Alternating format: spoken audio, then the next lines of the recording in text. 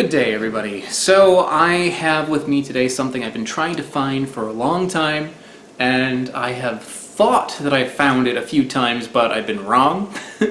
And this time I'm fairly certain I've got one. It is bergamot. And how I know that this is bergamot and not something else is that it has a sticker on it that says bergamot on it. Bergamot is a hybrid of the limetta and a bitter orange, which I've reviewed in the past. So if you take those two and you hybridize them together, this is what you get.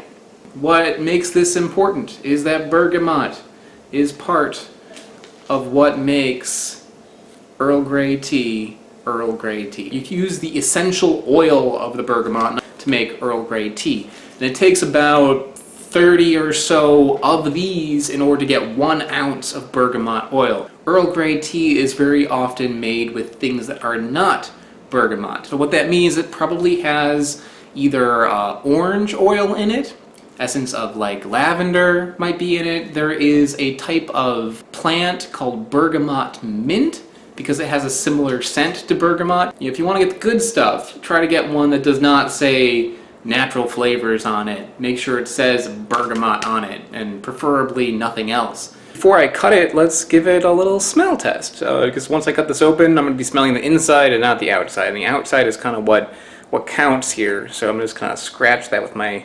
fingernail and smells like an orange, but maybe like a little spicier.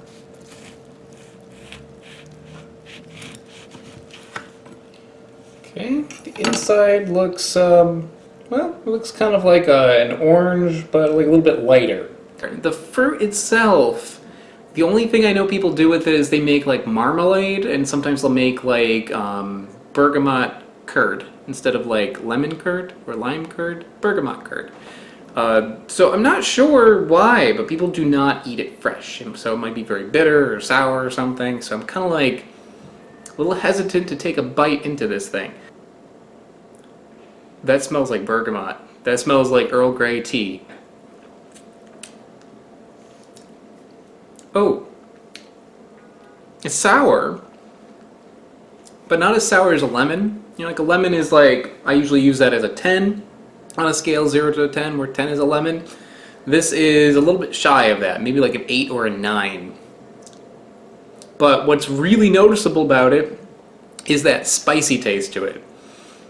This is 100% bergamot. You know, like there's no doubt. To use the juice in like applications that you would usually use a lemon, I think would be really good. You just might need to use more of it because it's not as sour as a lemon. There is a little bit of a bitterness to it, but it's not that bad. It's like the bitterness you get kind of from like grapefruit. So I'm going to try a little bit of the rind also, just like on its own.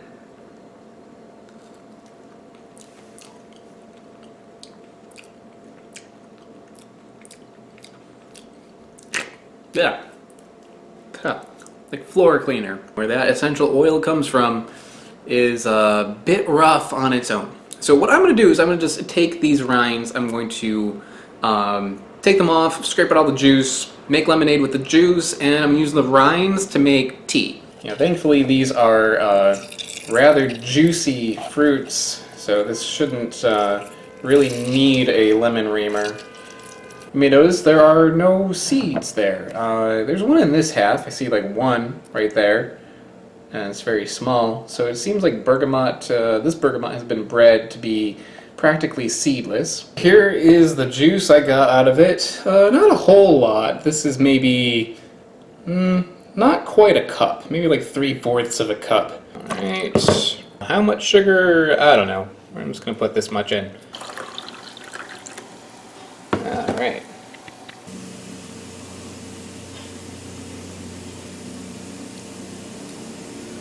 That's good. This tastes like lemonade. I think if you were to hand this to somebody, they would think, oh, good lemonade. But there is something different to it. There is a flavor of orange to it. Kind of like you had like a little bit of orangeade thrown in. And it's got a little bit of a floral taste, kind of like lavender, like I said. So I like this. What about the rinds? Okay, keep your pants on. I'm going to just kind of rip all this gunk out of here, so we're left with just the shells. Look at all this lovely membrane here. Yep. So I ripped out all this stuff, and we are left with these. And yeah, next up, just gonna cut these into like little strips, I guess. Yeah, I'm gonna make little strips. I'm gonna cut those up maybe like in half or so, because I imagine these are gonna shrivel a bit once they dry. It's a pretty decent amount of rind there. I think this is gonna make quite a lot of tea. I have all of these lovely little bergamot peels laid out in a single layer on a baking pan. Next, I have this oven set to 200 degrees, and I'm going to put this in here for about 30 minutes to see if it will dry out a bit. This is how you're supposed to dry out like orange peel, so I use the same technique for the bergamot peels. My bergamot has been dried out, and I let it cool for a little bit, so now it's it's got a nice, it's properly dried. Feels like a little crumbly. It's good. And what I'm going to do is I'm going to make a flavored tea. And how I'm going to do that, I have a cup of just plain black tea. This is Assam tea. And I'm going to just mix this up and let that scent kind of infuse into this tea. In this cup I have my fantastic Celestial Seasonings Earl Grey tea. That's fun. And in this one I have a tea ball with some of my mixture. I made sure to put a few of those little pieces in there.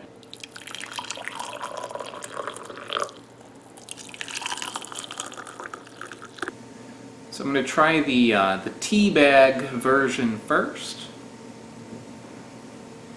It smells like orange peel. It smells more like orange, less like bergamot. Yeah, I mean, it's good. This tastes like they put orange in it, though. It doesn't taste as floral as bergamot should. So let's try mine. It smells like black tea. I'm not picking up any of that bergamot smell. Hopefully it's strong enough. It is there, it is nice, but I think I need to do one of two things. Either I need to use more bergamot, or I need to use less tea. Or maybe I need to let it infuse longer, or use a weaker tea, because I'm using like Assam tea, which is, it's almost like coffee. It's very strong. Okay, that's not two things. It's a lot more than two things, but you get the idea. I kind of like wanted this to be like, super powerful Earl Grey tea, like do it the natural way. But like honestly, the getting the oil would probably do a better job. It does not taste like oranges, which is nice. It does taste like there is bergamot in there. It's just a little bit milder than a typical Earl Grey that you'd get. Well, everybody, I'm a genius. Okay, I just had an incredible breakthrough that I'm sure someone's done it before, but it just like occurred to me. Why not take my Earl Grey tea, which I made, and mix it with the Earl Grey lemonade that I made? Right? It would make an Earl Grey iced tea.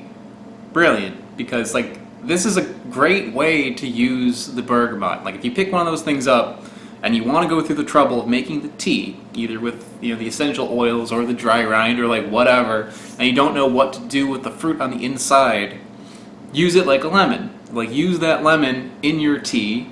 You have iced tea with extra bergamot flavor. Brilliant. Okay, so let me, I mix some up here. Let me give it a try.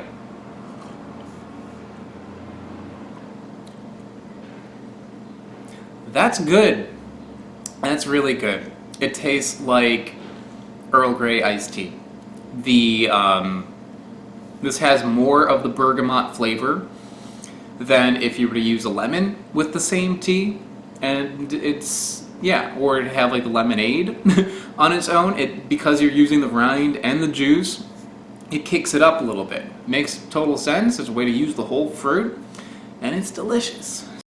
So it's been about 3 months exactly, and I have my tea here. It's been sitting in this container untouched this whole time.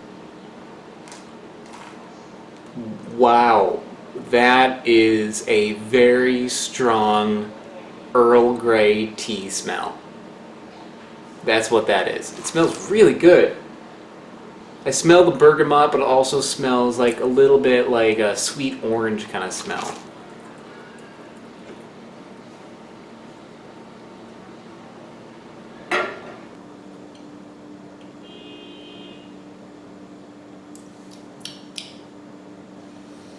That tastes like Earl Grey tea.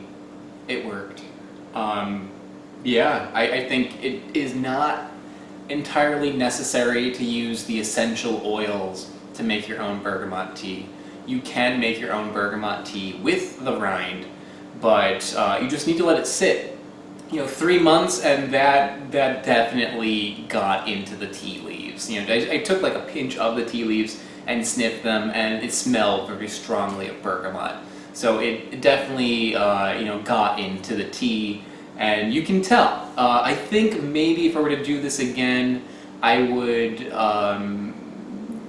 use a different kind of tea, because Assam tea is very strong. So although the bergamot flavor is strong, the tea flavor is strong. So it's kind of like butting heads a little bit. If I were to use like a milder tea, I think that would allow the bergamot flavor to come through a little bit easier.